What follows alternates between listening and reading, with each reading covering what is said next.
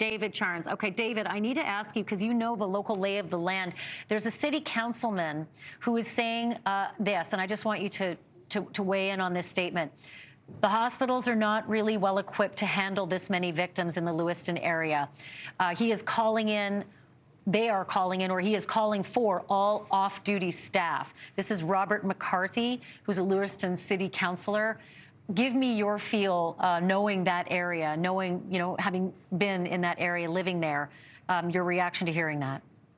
Yeah, and as I'm talking to you now, I'm getting text messages from people who are there. And first of all, this is just devastating in the state of Maine. You mentioned the number of homicides in the state at about 24 just last year. And as these reports come out, that there are so many more, possibly at least 22 at this point. This is not a state that is equipped for something like this. If you look at that map there below me, you can see where Lewiston is. It's about 45 minutes north of Portland, Maine, the state's largest city, the city there with the trauma hospital. Lewiston, Maine is sort of it's a sister city with the sister city of Auburn, Maine, right across the river there. So it's sort of one metropolitan area, working class folk of about 70, 80,000 people maybe in that area. Lisbon, where you were just talking about, is right next door. Once you get out of Lewiston and Auburn, though, it's quite rural. We're talking about, no street lights, no lights on the road. It's very quiet, Ashleigh, which is why people moved to Maine in the first place. And having this kind of incident happen in Lewiston is devastating because the hospital certainly is not equipped to handle the multitude of victims that are possibly needing help right now. Brian was mentioning help coming in from Boston. I assume that help will come in from Manchester, New Hampshire, which is about an hour 15 away, Burlington, Vermont, which is on the other side of the mountains there. But the amount of people who need help right now, there is just not the capacity to help them. It's just sort of astounding to hear that they are calling on helicopters from Boston to come and pick up those who they think, maybe can manage that flight and be treated as far away as Boston. David, really quickly, I just want to read something from the Lewiston Public Schools. This is a message from the superintendent. I think this is what's gone out to all the parents at this point. Hello, there will not be school tomorrow. At this time, there will be no activity at Lewiston schools, Thursday, October 26th.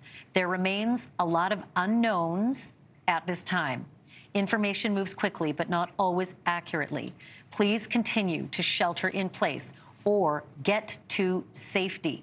We will continue to update you with information and next steps as appropriate. Stay close to your loved ones. Embrace them. Our prayers go out to those who lost someone tonight. Our prayers go out to all those working to stop further loss of life. We will provide updates.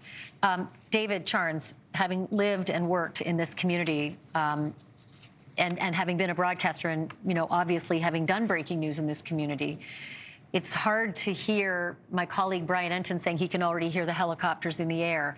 But at this point, there are multiple reports that he may be in custody. And I'm just wanting to get your lay of the land, how hard it would be in this area, even with helicopters, even with night scopes, even with infrared, to actually track someone like this. It is hard. We are talking about very densely forested areas.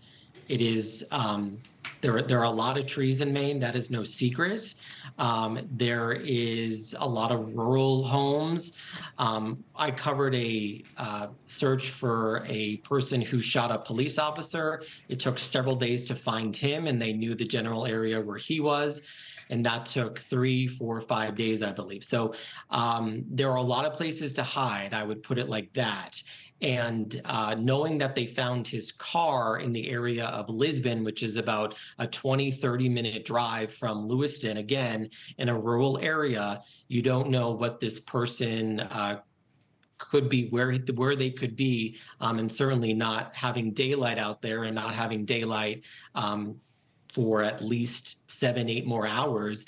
It could take time unless when police give us some information, hopefully soon, it could take time to find the suspect they're looking for. But also keep in mind that information travels very slow in the state of Maine.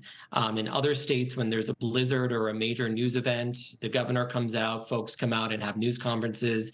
That is not the culture there. It's a very sort of, I'm doing my thing, you do yours.